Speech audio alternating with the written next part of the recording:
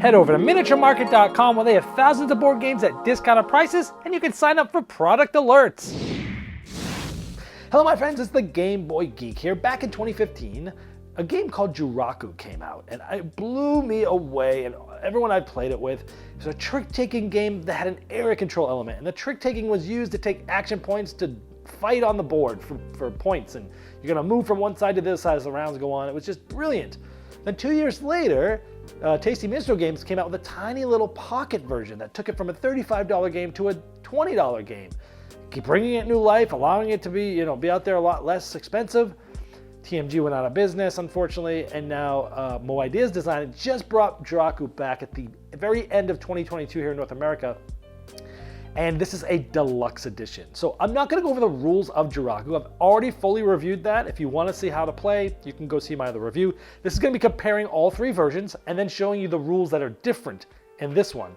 Spoiler, an amazing two-player version that was not available before. Let's get going.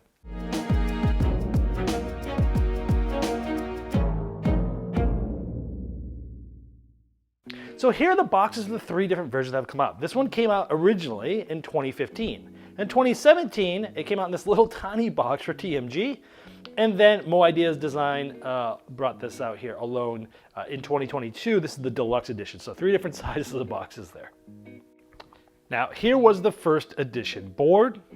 Here was the board on the second edition, the smaller one. These were all little tiles that you would put together. That's how they got the small box, which actually was a pretty good idea at the time because the board didn't really need to be that big. It just makes condensers, kind of makes it a little harder to count, but it made it like a $20 game versus a $35 game, and you could almost fit it in your pocket. But look at how small this is. This is justified to this bottom corner here. It only goes up to about here. It's about half the height and not quite all the width there, about 80% of the width there. Now here's the newest deluxe edition. The board is the same size as the original. Some things have changed is the way that the actual scoring track sort of works and looks. This shading area shows you the highest scoring in each of the rows. That's all that does. It's kind of cool, but it doesn't necessarily tell you in the rulebook what that was. I had asked the publisher about that. Now when I take this off, you'll notice, okay, it looks pretty much the same, except there's squares instead of the little hoof marks and stuff like that. But the board otherwise the same. All right, now let's look at the cards of the components. First edition, they had cubes for the little warriors there, and then we had that little helmet unscreen printed for the daimyo, and there's the art. Second edition, which was the small TMG version. Art's not the same, but similar, almost the same. It's a little brighter. The cards were bigger. Look at, they were a lot bigger actually.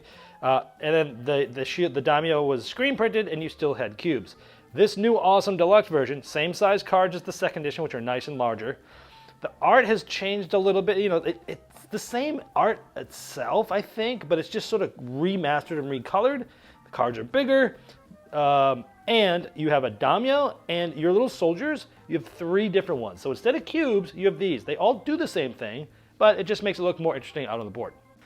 Now, one of the big differences in this new version is there are two-player rules. Now, if you have an older version of Joraku, theoretically, you could just go download the rule book for the new one, and you could play it. There's no additional components required to play the two-player versions. There's actually two different versions of it. One is both people are going to be running two different colors. This is the brain-burny, amazingly deep version of this game. It's probably the most thinkiest version of this game. Both players will get 3 cards face down. They can look at these anytime, but they stay down. You also get 5 cards in your hand that you'll look at. You'll be drafting cards, so you'll select one, and you'll pass the rest of these cards to the other player. You can look at these anytime, but they're secret at this point. And then again, you've gotten some cards passed, you put it here, you pass. So you're building this hand, you can look at them anytime, but then you're deciding which cards to draft until each of you have 8 cards. So let's say I'm controlling red and purple. Let's say I'm leading the trick. I have the Kachidoki card. So I would play a card, but I have to play whatever color is leading on the scoreboard. Let's say red is winning. I have to play a card to red first. I would then act out that action as normal. It would go to the other player. They have to play a card as normal from the color that they have the more points on. Then it's our turn.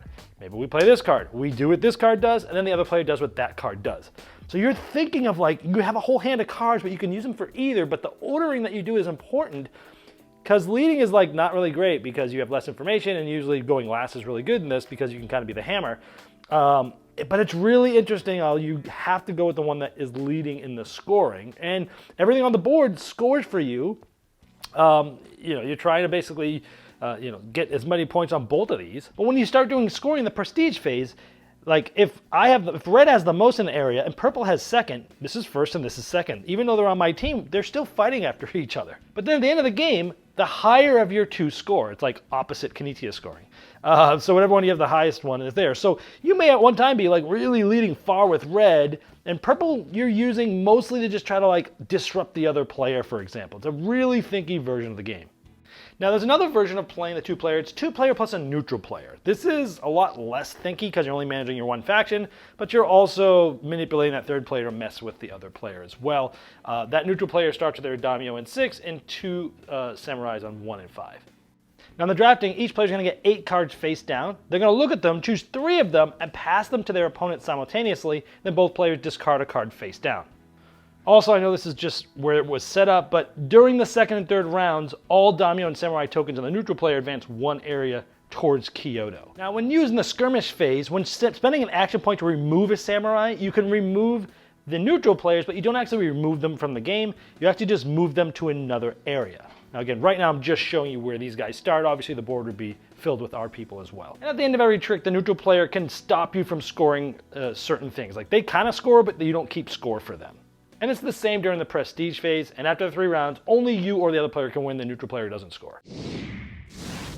All right, now before I get to my final thoughts, I want to let you know that if you like my content, there's now ways to get bonus content like first impression videos well before a review will come out, or for many games I don't even end up reviewing. You can even vote for which games get reviewed on the channel. You can also see me opening up packages and getting content earlier than everyone else. And now you can see what you're missing with a free 7-day trial at patreon.com/GameBoyGeek. All right, well there you have the differences. So the biggest thing is, well, they went back to the bigger board. I like that, bigger box, bigger board. That small one really did have a market though. When you took the game from $35 down to $20 and you had it where it could almost fit in your pocket, it really was interesting. Now granted, the board got really busy and it was kind of hard to count things, but it was a way to get that game out to more people's hands, and I applaud TMG for doing that. It was a cool version.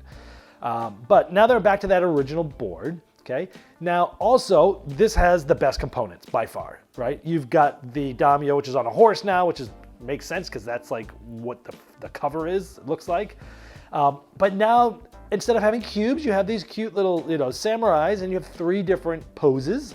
They don't do anything different, but it looks nicer on the board. And the big thing here is the 2-player variants that were not available. Now, as I mentioned in the overview, you can play these 2-player variants in the other versions. There's no extra components needed. If you wanted to, you could download the rules and play the 2-player variants. However, those other 2 versions are not available. So if you don't have Joraku yet, this is the best version out there that has ever come out. So you're not missing anything. You can jump on this great Joraku bandwagon now. If you already have Joraku and you really want to play 2 players, you can download the rules. And I mean, if you're really into getting rid of the ones that have the cubes and you want the cool looking sculpts, that would be a reason as well. Especially if you have the TMG version, you're like, oh, I always wanted the bigger one, but I couldn't get it. That would make sense. But other than that, there's not like a huge thing of being like, oh, I gotta have this newest version if you already have it. Again, unless you had the small version, you want to go bigger, or you're really like, I really want something better than cubes, I'll sell my old version. You could do that too. But mostly for new players, this is amazing. And for players who have already played it, to play with these 2-player rules, gosh, it took this game from something that was already thinky to an absolute mind melt. Like it's very deep, it's very crunchy. And now you can play a 2-player trick-taking game with area control that actually works and makes your brain bleed. There you go. That's the deluxe edition of Joraku. It's been the Game Boy Geek, breaking down barriers, growing relationships through board games by helping you find the next one you'll love. Game Toppers not only transforms your existing table into a high-quality gaming solution, but they now offer full leg kits and dining cover solutions for the full table application. Paired with over 20 styles of thematic game mats in 11 different sizes from notable board game artists like Vincent Dutray, collapsible cup holders, and real cool accessories, experience what thousands of other gamers enjoy by upgrading every game you play with a Game Topper system.